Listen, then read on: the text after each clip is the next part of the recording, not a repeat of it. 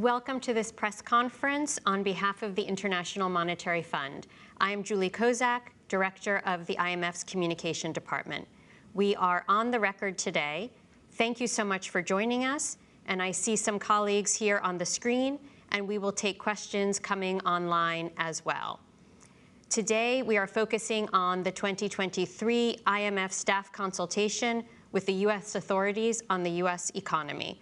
For those of you who know the IMF, you know that this is something we do on an annual basis, and today we published our concluding statement.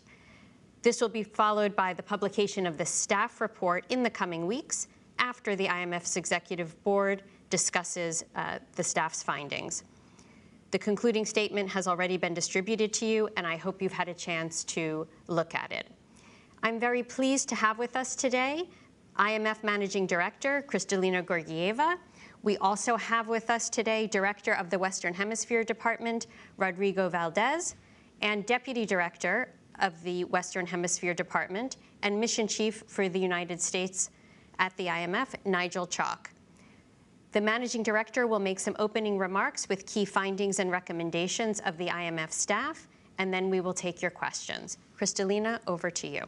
Thank you very much, Julie, and a warm welcome to all of you to this press conference to discuss the findings of the U.S. Article 4. As you have seen, we released the concluding statement of the mission. This morning, we had very useful discussions with Chair Powell and Secretary Yellen. And I want to start by thanking the leadership and staff of the Federal Reserve, of Treasury, and other agencies for facilitating discussions with our team over the past few weeks. I would like to sum up our statement in 4 points. First, the U.S. economy has proven resilient. Consumer demand has held up particularly well, initially boosted by a drawdown of pent-up savings, and more recently by solid growth in real disposable income. This is good news. For those who follow the Fed, on a Q4 to Q4 basis, we expect the economy to grow by 1.2% this year and retain momentum into 2024. Unemployment we see as rising slowly to get close to 4.5% by end 2024, still a fairly strong labor market. Now, this resilient demand and the strong labor market are something of a double-edged sword. They have been certainly a boost to American families, but they have also contributed to more persistent inflation that had been anticipated. We now expect core PCE inflation to fall only slowly, ending this year at around 4%. And we see inflation remaining above the Fed's medium-term target throughout 2024. That takes me to my second point. Bringing inflation firmly back to the 2% target will require an extended period of tight monetary policy. As I mentioned, inflation is trimming down. Nonetheless, under the IMF's baseline forecast, we see the federal funds rate remaining at 5.25% to 5.5% until late 2024. In other words, rates will need to be somewhat higher for longer. There is, though, still high uncertainty over the economy and over inflation dynamics. So it would be essential for the Federal Reserve to communicate carefully how it assesses incoming data and provide clear guidance on what this means for the expected path for the federal funds rate. Third, there is a need to do more to lower the public debt. We all know that the significant fiscal legislation that was passed in late 2021 and in 2022 will have a lasting impact in reshaping the US economy, including in accelerating progress to the administration's climate goals. It does require, though, greater efforts to reduce the fiscal deficit and put public debt on a decisively downward path. What it means is a call for a broad range of policies incorporating both tax revenue increases and addressing structural imbalances in programs such as Social Security and Medicare. The sooner this adjustment is put in place, the better. It is worth noting that the fiscal adjustment can be front-loaded, and by doing so, it would help the Fed in its efforts to reduce inflation. Fourth, we know from experience that maintaining open trade policies contribute significantly to US growth. We have seen over the last few years global concerns going up with regard to the resilience of supply chains, including as it relates to national security. And in this context, the Inflation Reduction Act, the CHIPS Act, and the Build America, Buy America Act have included provisions that are explicitly designed to favor goods and services produced in the US or in North America. This creates a risk that we would fall on a slippery slope that would fragment global supply chains and trigger retaliatory actions by trading partners. So our concern is that this would ultimately be bad for US growth, productivity, and employment. So less of it, more as benefits for the US economy. With this, I would like to turn to your question. And again, thank you very much for joining us this afternoon. Thank you very much, Kristalina. We'll now open for your questions. Please use the raise hand feature if you're joining us on WebEx. And please also identify yourself and your affiliate before you ask your question. Let us begin with Jennifer from Yahoo. Jennifer. Good afternoon, Managing Director Georgieva. Jennifer Schonberger with Yahoo Finance. Thank you so much for taking our questions. To follow up, you said this morning you met with Treasury Secretary Yellen and Fed Chair Powell. How did those meetings go? What assurance did they give you about the debt ceiling in the event there would be a default? And on your rate forecast for the Fed for 5.25 to 5.5, clearly that's 25 basis points up from where the Fed is currently. Do you think they should be hiking rates at the next meeting in June? Thank you. Thank you very much, Jennifer. We had very constructive meetings, and broadly speaking, on the issues I described, there is a significant convergence between the views of the Fed and the administration and what we're coming with. Of course, there are aspects of our recommendations that the teams would reflect further on. On the first question, the debt ceiling, you all are familiar with the evidence that Secretary Yellen has provided to Congress. The concern about speedy resolution of the debt ceiling is one that has been well explained, and I join these concerns. We are very keen to see a resolution as soon as possible. Let's remember we are now in the 12th hour, so coming with a good outcome for the US and for the world economy is paramount.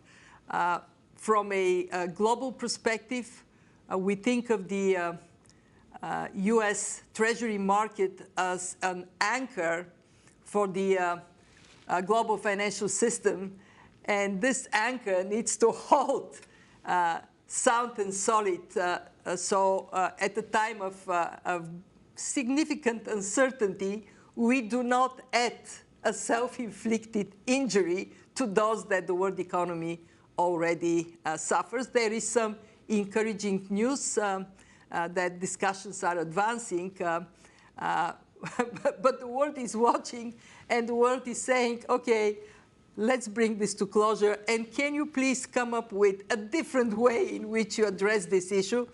In our assessment, we do see a better way in which appropriations agreed, define where the debt ceiling should be at the minimum, if not eliminating this altogether. So to your second question, Fed policy. I am. Do you need me to repeat the question?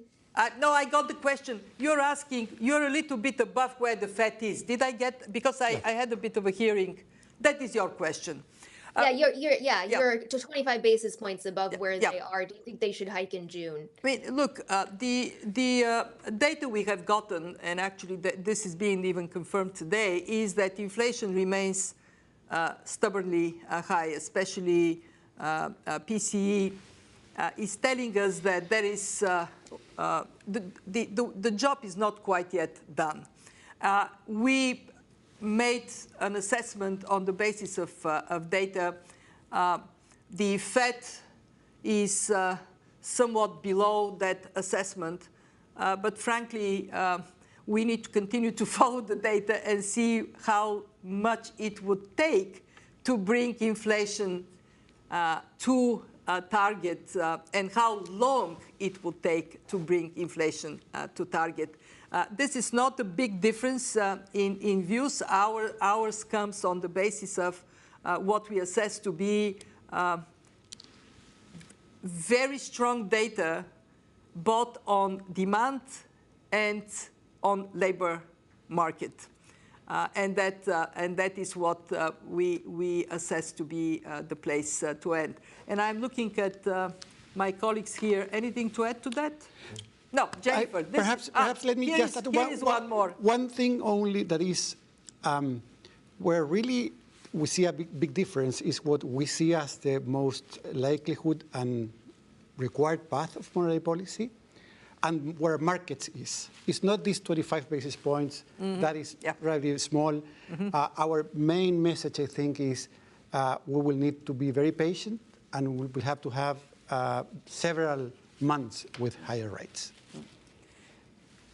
Right. So it is the direction to travel. We are on the same page, which is there is some way to go, whereas markets are saying, enough is enough, let's move on.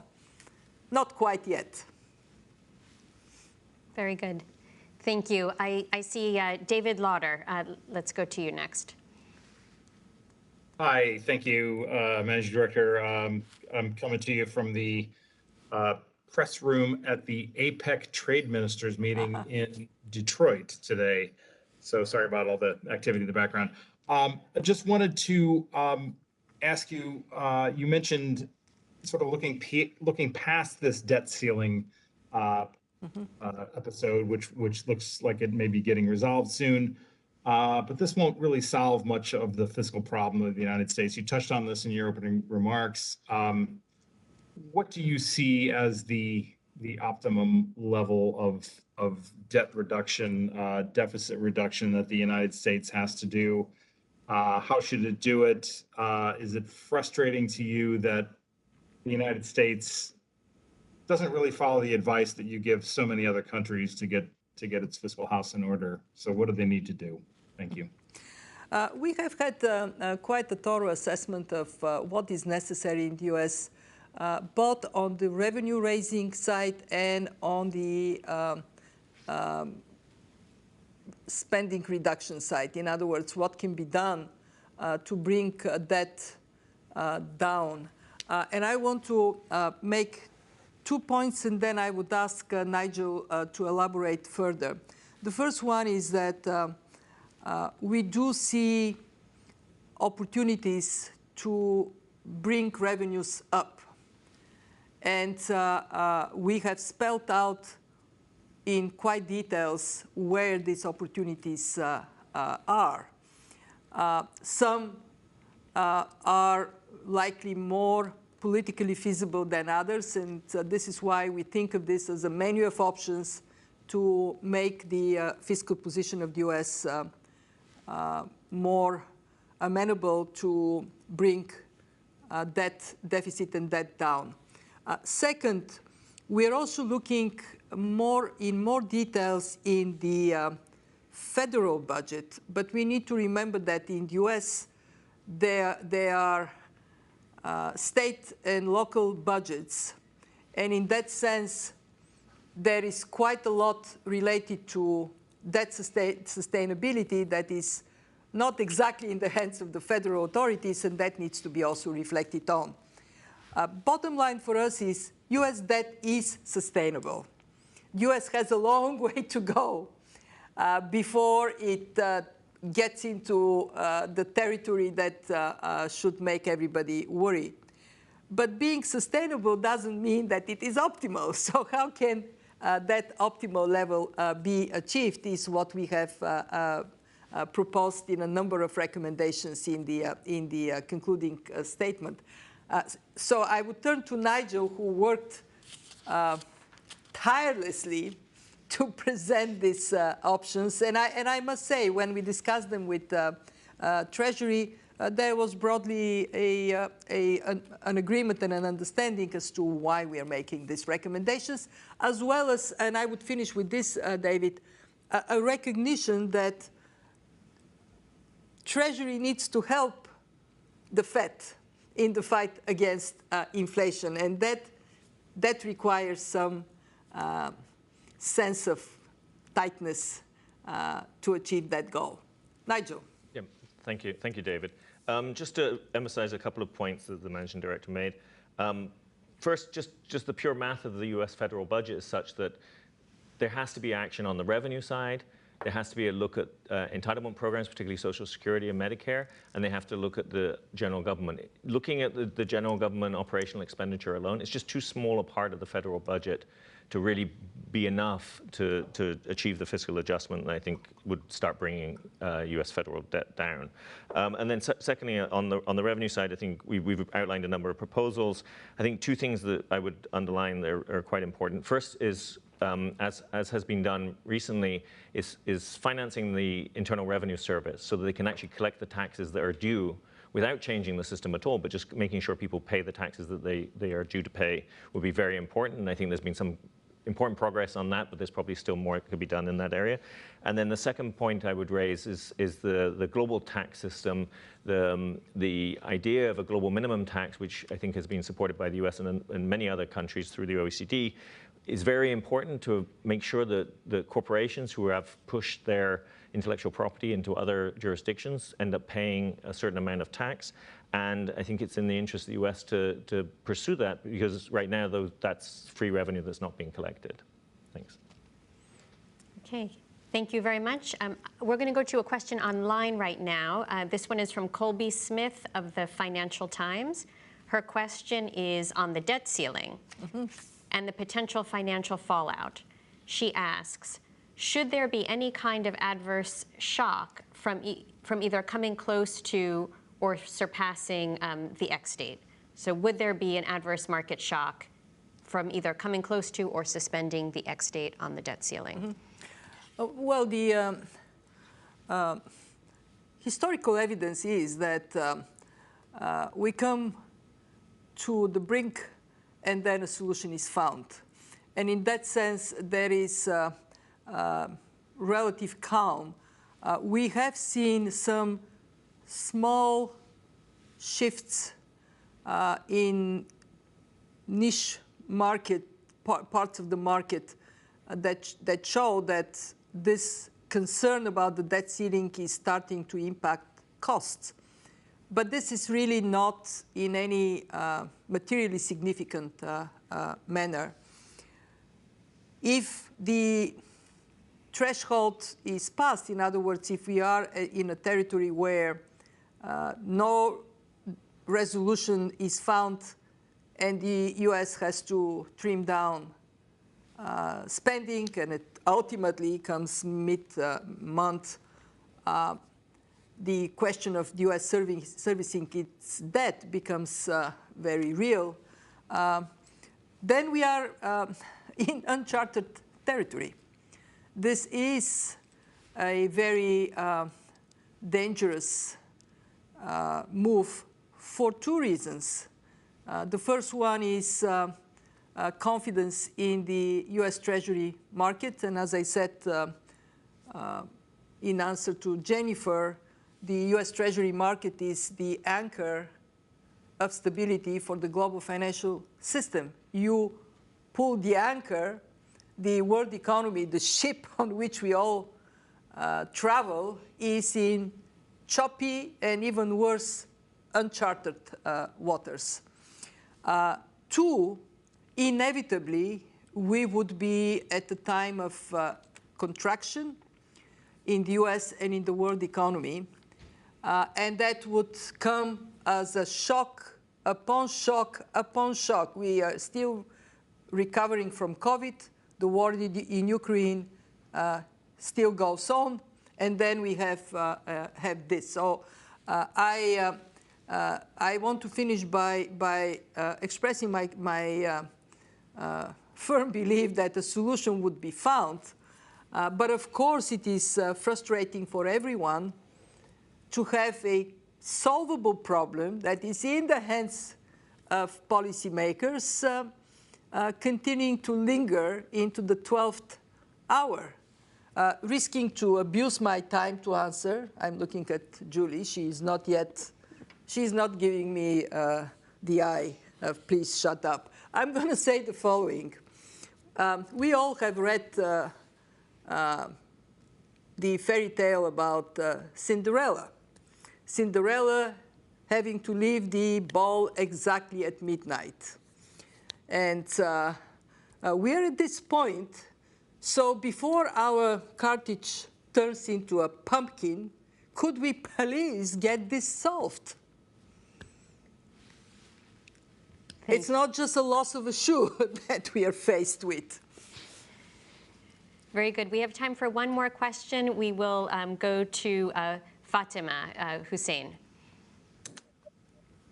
Thank you, Managing Director. I appreciate your taking questions. My question is a bit like Colby's in the sense that what impact have you already seen from the debt ceiling impasse? And what kind of modeling has the IMF done on the potential impact of a default globally? Mm-hmm. So to the first part of your question, I can't add more than what I already said. We are seeing, and maybe my colleagues can tell you a little bit more, we are seeing a little bit of price impact in some niche markets, and as I said, not of any significance. We are, of course, looking into the potential more significant impacts. Like everybody else, we recognize that there is tremendous uncertainty of what exactly these impacts would be. Right now, the most significant impact is anxiety around the world over something that should not be a problem to begin with. I was just in Doha on a panel. First question I'm asked is, what is going to happen with the debt ceiling? The second question I was asked was, would that impact the role of the dollar? So for the US, for the stability of the global financial system, there need not be a last-minute resolution of such a significant issue. This is why I want to stress, in our view, the most important question is, can this be eliminated altogether by at least making appropriation agreement the basis for how much the US would borrow. So there is automaticity in translating what has been agreed for spending to then translate into how much can be borrowed. And let me turn to my colleagues to give you more details, technical details in answer to your question. Perhaps I can add that, as the managing director said, there are some markets where we see dislocations in the CDS market, in the very short run treasury bill markets. But to a large extent, these are small given the big problem that could happen if this really happens. So we shouldn't take comfort because these things are not moving too much. Basically, that means that everybody's attaching a very low probability, perhaps even very close to zero, that we will breach the date. No? So I think the basic message here, I think, is this will be a gigantic negative shock to the world economy that is perfectly self-made and perfectly possible to solve on time. Okay. Well, thank you very much. That's all we have time for today. So thank you, Kristalina, Rodrigo, and Nigel. And thanks to all of you for joining us this morning.